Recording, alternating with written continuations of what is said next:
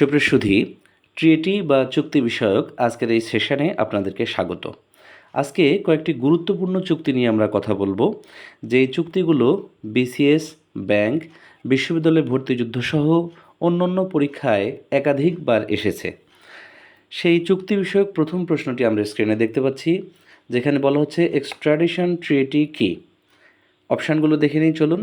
ক, উত্তর মেরু চুক্তি; খ, অপরাধী প্রত্যর্পণ চুক্তি; গ, পরিবেশ বিষয়ক চুক্তি এবং ঘ, তেল বিষয়ক চুক্তি। সুপ্রিয় সুধী, এক্সট্রাডিশন ট্রিটি হলো অপরাধী প্রত্যর্পণ চুক্তি। সুতরাং এই প্রশ্নের সঠিক উত্তর হলো খ, অপরাধী প্রত্যর্পণ চুক্তি।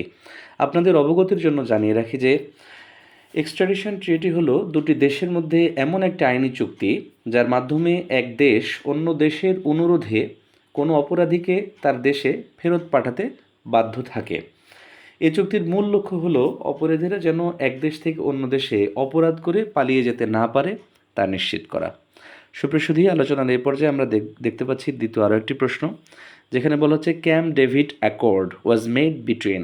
ক্যাম্প ডেভিড অ্যাকর্ড বা ক্যাম্প ডেভিড চুক্তিটি কাদের মধ্যে হয়েছিল? Option A, Egypt and Israel; option B, Iraq and Iran; option C, Israel and Jordan; এবং option D, Israel and Palestine. সুপ্রিয় সুধী, ক্যাম্প ডেভিড অ্যাকর্ড বা ক্যাম্প ডেভিড চুক্তিটি মূলত মিশর এবং ইসরায়েলের মধ্যে অনুষ্ঠিত হয়েছিল। সুতরাং এই প্রশ্নের সঠিক উত্তর হবে ইজিপ্ট অ্যান্ড ইসরায়েল। এই ক্যাম্প ডেভিড চুক্তির জন্য মিশরের রাষ্ট্রপতি আনোয়ার সাদাত এবং ইসরায়েলের প্রধানমন্ত্রী মেনাহেম বেগিন উভয়েই 1978 সালে নোবেল পুরস্কার লাভ করেন এবং উভয়ের প্রচেষ্টায়, যৌথ প্রচেষ্টাতেই মূলত এই চুক্তিটি অনুষ্ঠিত হয়েছিল। আলোচনার এ পর্যায়ে আমরা দেখব তৃতীয় আরও একটি গুরুত্বপূর্ণ প্রশ্ন। প্রশ্নটি হলো the Geneva convention deals with.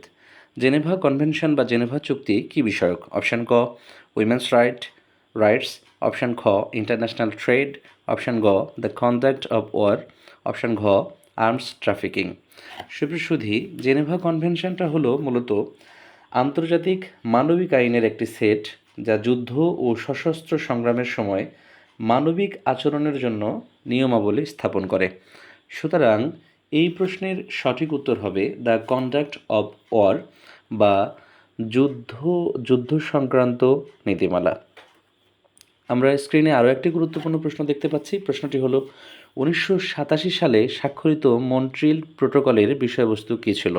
Option ক, পরমাণু; অপশান খ, পরিবেশ; অপশান গ, বাণিজ্য; এবং অপশান ঘ, নিরস্ত্রীকরণ। মন্ট্রিল প্রোটোকল হলো ওজোন স্তরের ক্ষয়কারী পদার্থের যে উপাদানগুলো রয়েছে, এই ক্ষয়কারী উপাদানগুলোর ব্যবহার বন্ধ করা বিষয়ক একটি আন্তর্জাতিক চুক্তি। এটা গৃহীত হয় 1987 সালে এবং কার্যকর হয় 1989 সাল থেকে। সুতরাং মন্ট্রিল প্রোটোকল হলো পরিবেশ বিষয়ক একটি চুক্তি। আলোচনার এই পর্যায়ে আমরা আরও একটি প্রশ্ন দেখতে পাচ্ছি, যেখানে বলা হলো সিডো সনদ জড়িত। অপশান ক, নারীর সাথে; অপশান খ, পুরুষের সাথে; অপশান গ, পরিবেশের সাথে; এবং অপশান ঘ, মহাকাশের সাথে। এই প্রশ্নের সঠিক উত্তর হলো অপশান ক, নারীর সাথে। সিডো বা CEDAW, সিডো এর পূর্ণ রূপ হলো convention on the elimination of all forms of discrimination against women. এটি একটি আন্তর্জাতিক মানের চুক্তি, যেটা মূলত নারীদের সাথে সকল ধরনের বৈষম্যের বিরুদ্ধে কথা বলে। সুপ্রিয় সুধী, এ পর্যায়ে আমরা দেখতে পাচ্ছি আরও একটি গুরুত্বপূর্ণ প্রশ্ন। প্রশ্নটি হলো কোন চুক্তিতে পারমাণবিক পরীক্ষা বন্ধের কথা বলা হয়েছে? অপশান ক, NATO ন্যাটো; অপশান খ, CTBT; অপশান গ, NPT; এবং অপশান ঘ, SALT বা সল্ট। এই প্রশ্নের সঠিক উত্তর হলো CTBT।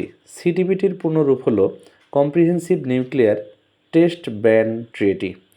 এই চুক্তিটি 1996 সাল থেকে কার্যকর হয়ে আসছে, যেখানে মূলত পারমাণবিক পরীক্ষা বন্ধের কথা স্পষ্ট করে বলা হয়েছে। সুপ্রিয় সুধী, এই ছিল আমাদের আজকের এই ক্ষুদ্র আয়োজনে। আপনারা যেখানেই থাকুন, ভালো থাকুন, সুস্থ থাকুন, ইংলিশ রাউন্ডের সাথেই থাকুন।